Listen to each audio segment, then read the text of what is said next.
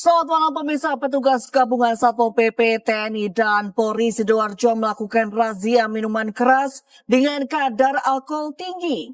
Petugas menemukan salah satu warung kopi yang menjual miras tanpa surat izin jual.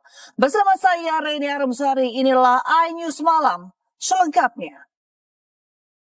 Yang mempekerjakan gadis di bawah umur sebagai pekerja seks online, sepasang kekasih digerebek polisi di sebuah hotel di kawasan Juanda Sedati, Sidoarjo, Jawa Timur.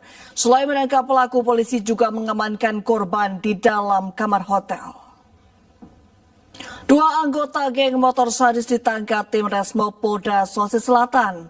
Dalam menjalankan aksinya, pelaku kerap menyerang korban dengan senjata tajam hingga melempar korban dengan batu. Yang kepergok mencuri motor yang terparkir di depan rumah, seorang pria bertato mengancam korban dengan senjata tajam. Nah, tindakan ini malah memicu kemarahan warga hingga berujung pada aksi main hakim sendiri. Pemirsa, diduga melakukan pelecehan seksual terhadap anak di bawah umur. Seorang karyawan minimarket di Tangerang, Banten diamankan oleh warga. Pelaku nyaris diamuk warga saat diamankan. Pemirsa, viral di media sosial, seorang pengamen tunanetra mengamuk saat hendak ditertibkan oleh petugas gabungan di Kota Pematang Siantar, Sumatera Utara. Pengamen tersebut melawan saat akan diangkat secara paksa oleh petugas. Sebuah gas LPG 3 kg meledak yang mengakibatkan 4 orang menderita kritis dan 2 bangunan milik warga hancur akibat ledakan gas yang cukup besar. Seekor babi hutan lepas dari penampungan dan masuk ke permukiman warga Pejaten Barat, Pasar Minggu, Jakarta Selatan. Lepasnya babi tersebut sempat viral dan meresahkan warga. Sementara itu pemirsa, nelayan Aceh Singkil akan melakukan sweeping terhadap nelayan sumut yang menangkap ikan di perairan 4 pulau. Warga juga meminta Presiden Prabowo untuk mencopot Mendagri karena dinilai telah membuat kegaduhan. Kementerian Dalam Negeri mengevaluasi status 4 pulau yang menjadi rebutan antara Provinsi Aceh dan Sumatera Utara.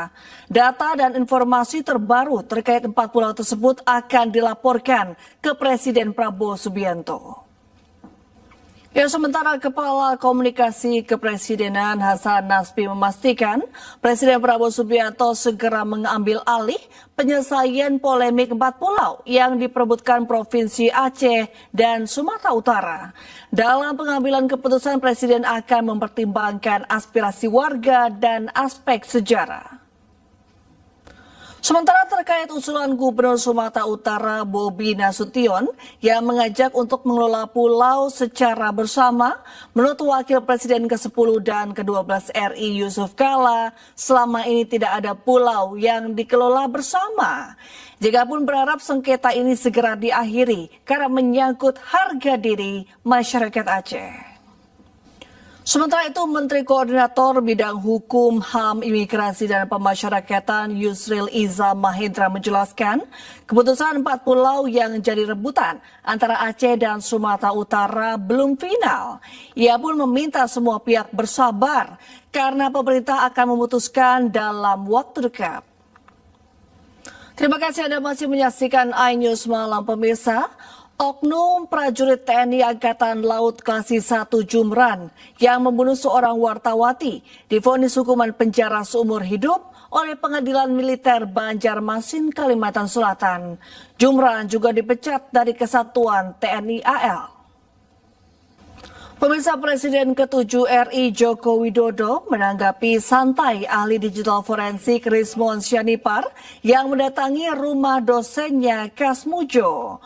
Jokowi mempersilahkan Rismon untuk mengecek lokasi kuliah kerja nyata di Boyolali, Jawa Tengah. Sementara itu, pakar telematika Roy Suryo menyebut tim pengacara Joko Widodo sedang menunjukkan aksi Sri Mulat karena melontarkan pernyataan dengan logika terbalik.